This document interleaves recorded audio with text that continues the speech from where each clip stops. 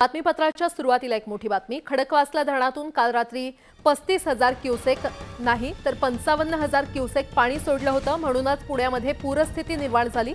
मुरलीधर मोहोळ यांनीच प्रशासनाला उघडं पाडलेलं आहे। प्रशासन फक्त 35,000 क्युसेक पाणी सोडल्याचा दावा करत होतं, मात्र मुरलीधर मोहोळ हे उद्या प्रशासनाची आता आढावा बैठक घेणार असल्याचं कळतंय। खडकवासलामधून 35 नव्हे तर 55,000 क्युसेक पाणी सोडल्यामुळे पुण्यामध्ये पूर परिस्थिती निर्माण झाली असल्याचं मोहोळ यांनी म्हटलेलं आहे। मुरलीधर मोहोळ हे उद्या प्रशासनाची आढावा बैठक घेणार असल्याचं देखील कळतंय। या क्षणाची अतिशय मोठी बातमी आपण पाहतोय। खरं तर आज सकाळपासूनच पुण्यामध्ये पूरस्थिती निर्माण झाली होती आणि त्यावरूनच आता मुरलीधर मोहोळ यांनी हे स्पष्टीकरण दिलेलं आहे। खडकवासला धरणातून काल रात्री 35,000 क्युसेक नाही तर 55,000 क्युसेकनं पाणी सोडलं होतं। म्हणूनच पुण्यामध्ये ही पूरस्थिती निर्माण झाली असल्याचं मुरलीधर मोहोळ यांनीच म्हटलेलं आहे आणि असं म्हणत त्यांनी प्रशासनाला उघडं पाडलेलं आहे। खरं तर प्रशासन फक्त 35,000 क्युसेक पाणी सोडल्याचा दावा करत होतं, मात्र प्रशासनानं 55,000 पाणी सोडल्याचा दावा मुरलीधर मोहोळ यांनी केलेला आहे। थेट जाणार आहोत। आमचे प्रतिनिधी चंद्रकांत फुंदे आपल्यासोबत जोडले गेलेले आहेत। चंद्रकांत, 35 नव्हे तर 55,000 क्युसेक पाणी सोडण्यात आलं होतं आणि म्हणूनच हा पूर परिस्थिती पुण्यामध्ये निर्माण झाली होती असं मुरलीधर मोहोळ यांनी स्पष्ट केलेलं आहे। काय अपडेट?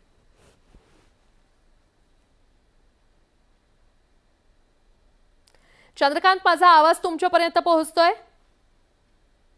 हो, येतोय। चंद्रकांत, खरं तर 35 नव्हे तर 55,000 क्युसेक पाणी सोडण्यात आलं होतं पुण्यामध्ये आणि त्यामुळेच आजची ही अतिशय भयंकर स्थिती उद्भवली होती असं मोहोळ यांनी म्हटलंय। काय अपडेट? हो, प्रशासन सांगत होतं सकाळपासून की आम्ही 55 नाही तर 35च पाणी सोडलेलं आहे।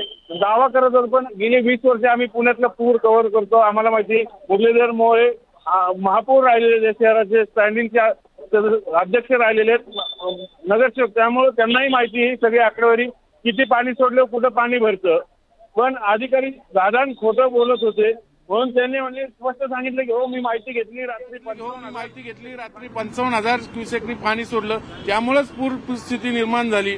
आणि अधिकारी सरळ सांगतात नाही पाऊस जास्त आला आणि आम्ही फक्त पाणी 35,000 सोडलं होतं त्यामुळे पूर आला। तसं नाही, 35,000 पाणी सोडलं, 35,000 क्युसेक पाणी सोडलं तर पूर येतोच असं अजिबात नाही। आम्ही 20 वर्ष पूर कव्हर करतो पुण्याचा। 55,000ला जर पाणी सोडलं तरच पुण्याच्या या ठराविक भागात पाणी घुसतं आणि ते रात्री घुसलं म्हणजे कुठेतरी प्रशासन माहिती लपवतंय।